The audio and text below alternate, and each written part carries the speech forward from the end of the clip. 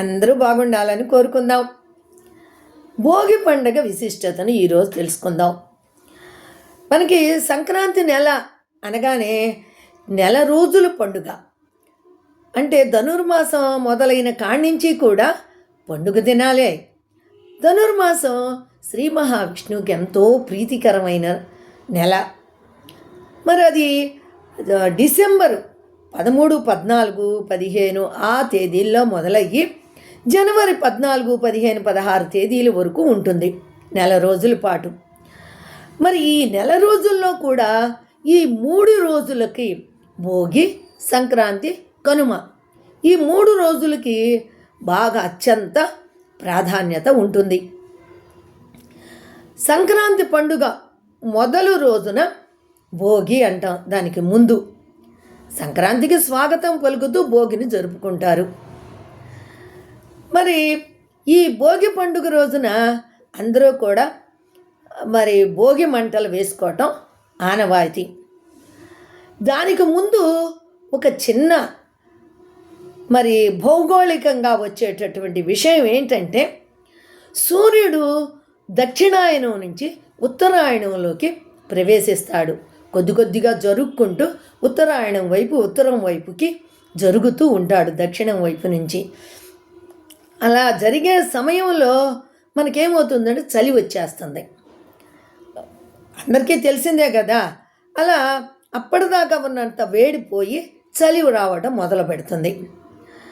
అది అలా చలి మొదలు ఈ భోగి మంటలు వేయటంతో ప్రారంభిస్తారు. అంటే చలి పెరుగుతుంది కదా, చలి మంటలు అలా కూడా కొంతమంది అనుకుంటారు. ఇది ఎక్కువగా మరి తమిళనాడు, ఆంధ్రప్రదేశ్, మరి తెలంగాణ ఈ 3 రాష్ట్రాల్లో బాగా జరుపుకుంటారు. దక్షిణ భారతదేశంలోనే అంత బాగా జరుపుకునేటటువంటి పండగ. ఆ భోగి రోజున భోగి మంటలు వేస్తారని చెప్పుకున్నాం కదా. దానికి కూడా ఒక పురాణ కథ ఉంది. బలిచక్రవర్తిని శ్రీ మహావిష్ణువు పాతాళానికి రాజుగా చేశాడు. పరిపాలించుకో అని పంపించేశాడు కదా. పాతాళంలోకి అణగతొక్కిన తరువాత అలా ఆయన ఒక కోరిక కోరతాడు. అదేంటంటే, ప్రతి సంవత్సరం సంక్రాంతి పండుగ ముందు రోజున వచ్చి ఇక్కడ ఉన్నటువంటి భూమి మీద ఉన్నటువంటి ప్రజలందరినీ కూడా ఆశీర్వదించి వెళ్ళమని కోరతాడు. అలా ఆయన ఒప్పుకొని ప్రతి సంవత్సరము సంక్రాంతి ముందు రోజు అంటే భోగి రోజున ఆయన భూమి మీదకి వస్తాడట. ఆయనకి స్వాగతం పలకటం కోసం ఈ భోగి మంటల్ని వేస్తారు అని ఒక పురాణ కథ. ఆ కథ మరి సైంటిఫిక్గా ఇదేంటి చూద్దాం. ఈ భోగి మంటలు వేసేటప్పుడు ఏం చేస్తారంటే, ఈ రావి చెక్క, రావి దుంగలు, ఇలా మర్రి దుంగలు, ఇలాంటివన్నీ కూడా చింత దొంగలు, ఇవన్నీ ఆ బెరడులు అవన్నీ కూడా అందులో వేస్తుంటారు, మంటలో వేస్తూ ఉంటారు. దానివల్ల ఏమవుతుందంటే అవన్నీ కూడా ఔషధపు చెట్లు కదా, అవి కాలినప్పుడు వచ్చేటటువంటి ఆ వాసన ఆ చుట్టుపక్కల ప్రాంతాన్నంతా కూడా శుద్ధి చేస్తుంది. ఆ గాలిని పీల్చడం మూలంగా శ్వాసకోశ వ్యాధులు, ఇంకా అనేక రకాల శీతాకాలంలో వచ్చేటటువంటి జబ్బులకు ఆ గాలి ఎంతో మంచిది అని చెప్తారు. అలా సైంటిఫిక్గా కూడా భోగి మంటలు మంచివి అని.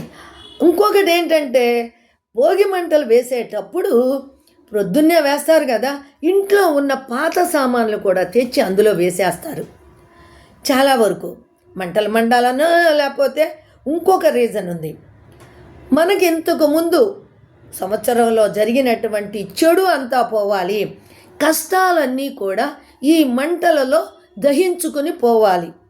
ఇక నుంచి ఆ మంటలలో దహించుకుపోగా మిగతా ఇక నెక్స్ట్ అంతా కూడా మాకంతా మంచి జరగాలి అనే ఒక కోరికతోటి ఇలా చేస్తారు అనే ఒక చిన్న కథ కూడా ఉంది. ఇంకొక పురాణ కథ, ఒక చిన్న కథ ఉంది. పెళ్ళిగాని స్త్రీలు మరి గొబ్బెమ్మలు చేస్తారు, మనకు తెలుసు కదా. ఆవు పేడతో చేస్తారు. ఈ ఆవు పేడతో చేసినటువంటి గొబ్బెమ్మల్ని ఆ ఎండబెట్టి ఆ పిడకల్ని, ఆ పిడకలన్నిటినీ కూడా ఆ మంటలో వేస్తారు. మరి ఆవు పేడతో చేసిన పిడకలు కదా, అది కూడా మనకి ఆరోగ్యానికి మంచిది అని చెప్తారు.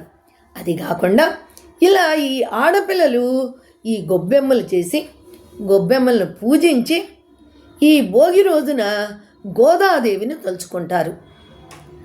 ఈ గోదాదేవి మనకి గోదాదేవి కళ్యాణం కథ వింటాం, రుక్మిణీ కళ్యాణం కథ వింటాం, ఇలాంటివన్నీ కూడా చేస్తుంటారు. సామాన్యంగా నెలంతా కూడా హరికథలు చెప్పిస్తారు, హరిదాసుల చేత హరికథలు చెప్పిస్తారు. పల్లెటూళ్ళలో కానివ్వండి, పట్టణాల్లో కానివ్వండి, పందిర్లు వేసి హరికథ పందిర్లు అంటారు వాటిని. ఆ పందిర్లు వేసి వాటిల్లో హరికథలు చెప్పిస్తారు. ఆ కథల్లో ఎక్కువగా ఈ కళ్యాణాలే ఎక్కువ చెప్తూ ఉంటారనమాట. శ్రీ మహావిష్ణువుకు ప్రీతికరమైనటువంటి కథలనే ఇక్కడ చెప్పటం జరుగుతూ ఉంటుంది. ఈ రోజున అందరూ కూడా పెళ్ళిగాని పిల్లలు అందరూ కూడా ఇదేంటంటే రుక్మిణీ కళ్యాణం, గోదాదేవి కళ్యాణం, ఇవి కథల్ని హరికథలుగా వినటము, ఆ కథల్ని వినటం చదవటం మూలంగా వారికి మంచి మంచి సంబంధాలు వస్తాయి, పెళ్ళిగాని పిల్లలకు మంచిది అని శాస్త్రాలు చెప్తూ ఉన్నాయి. భోగి అంటే భోగం అంటే సుఖం. ఇదే రోజున భోగి రోజున గోదాదేవి శ్రీ మహావిష్ణువులో ఐక్యమైనటువంటి రోజు అని చెప్తారు. అంటే భోగించిన రోజు కాబట్టి దీనికి భోగి అని పేరు వచ్చిందని చెప్తారు. భోగి అంటే మరి మంట అని చెప్పుకున్నాం కదా, అలా కూడా మంట వేస్తాం కాబట్టి భోగి అని కూడా పిలుస్తూ జరుగుతుంది. అలాగే భోగంగా మనం ఎంతో సంతోషంగా సంక్రాంతికి స్వాగతం పలుకుతూ చేసే మొదటి పండుగ కాబట్టి, మొదలు రోజు కాబట్టి అలా కూడా భోగి అని పిలవటం జరుగుతుంది. వీటన్నిటితో పాటు భోగి రోజున ఏం చేస్తారు, తెల్లవారుజామునే లేచి ఈ మంటల కార్యక్రమం అంతా అయిపోయిన తర్వాత చక్కగా తలస్నానాలు చేసి ఇంట్లో చిన్నపిల్లలు ఉంటారు, ఆ చిన్నపిల్లలందరికీ కూడా భోగి పళ్ళు పోస్తారు. రేగు పళ్ళు ఉంటాయి కదా, ఈ కాలంలో ఎక్కువగా ఆ రేగు పళ్ళు వస్తూ ఉంటాయి. ఈ చలికాలం స్టార్ట్ అవగానే ఈ ఎక్కువగా సంక్రాంతి రాగానే ఈ రేగు పళ్ళు వస్తుంటాయి. ఆ రేగు పళ్ళునే ఈరోజు భోగి పళ్ళు అంటారు. అక్షంతలు, భోగి పళ్ళు ఇవన్నీ కలిపి పూలతో చిన్నపిల్లలకి కూర్చోబెట్టి వాటిని పోసి 10 మంది ముత్తైదులకు వాళ్ళ చేత మరి పూలు పండ్లు ఇప్పిస్తారనమాట. తలస్నానం చేసేటప్పుడు కూడా 4 రేగు పండ్లు నెత్తి మీద పెట్టి తలస్నానం చేపిస్తారు. అలా భోగి పండుగ జరుపుకోవడం చాలా వరకు మనలో ఆనవాయితీ. అదే రోజున ఇంకా బొమ్మల కొలువు కూడా కొంతమంది పెట్టుకుంటారు. బొమ్మలు తీసుకొచ్చి చిన్న చిన్న బొమ్మలు వెనకటి రోజుల్లో ఎక్కువగా ఆ బొమ్మల కొలువులు పెట్టుకోవటం అనేది ఆనవాయితీగా ఉండేది. అలాగే ఇంకొక కార్యక్రమం కూడా ఉంది. ఈ భోగి రోజున మన పెద్దలు ఉంటారు కదా, చనిపోయిన పెద్దలు, ఇంటి పెద్దలు అన్నమాట. ఎప్పటి నుంచి మన తాతలు ముత్తాతలు మరి పోయినటువంటి వాళ్ళు, మరణించినటువంటి వాళ్ళు ఉంటారు కదా, వాళ్ళందరికీ కూడా ఈ రోజున ఏం చేస్తారంటే బట్టలు తీసుకొచ్చి పెట్టి పూజ చేసి వాళ్ళందరినీ తలుచుకుని పూజలు చేసి అందులో వారందరికీ పేరు పేరున బట్టలు పెడతారు. వాళ్ళు కట్టుకుంటారని కాదు, వాళ్ళ పేరున తలుచుకుని పెట్టుకొని మనం ధరిస్తామన్నమాట.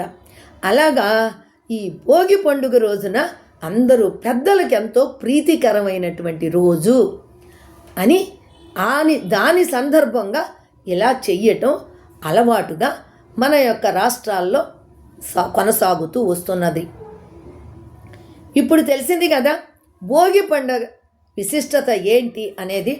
మరి మనం అందరం కూడా భోగి పండుగ రెడీ అయిపోయాం కదా. ఈరోజు భోగి పండుగ అందరూ జరుపుకుంటున్నారా? అందరూ మంటలు వేసేసారా? మరి ఇదంతా కూడా మీకు నచ్చినట్లయితే ఒక లైక్ చేయండి, అలాగే ఒక కమెంట్ ఇవ్వండి, మీకు కుదిరితే షేర్ చేయండి.